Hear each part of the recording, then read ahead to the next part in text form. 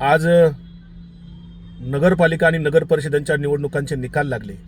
काही नगरपंचायतीच्या निवडणुकींचे निकाल लागले.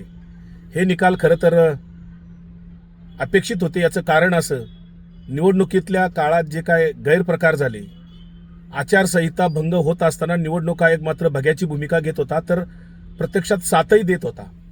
त्यामुळे कुठलीही आचारसंहिता नसलेली निवडणूक, साम दाम दंडभेद आणि मनी मसल पॉवर निवडणूक आयोगाच्या साथीने जिंकलेल्या ह्या निवडणुका आहेत. खऱ्या अर्थाने कार्यकर्त्यांच्या निवडणुका नाहीत. स्थानिक पातळीवरच्या जरी निवडणुका असल्या तरी महायुतीतले घटक पक्ष हे एकमेकाच्या विरोधात उभे राहून निवडणुकीचे निकाल लागताच लगेच पुन्हा एकत्र येतात आणि महायुती म्हणून आम्ही एकत्र आहोत असं सांगतात.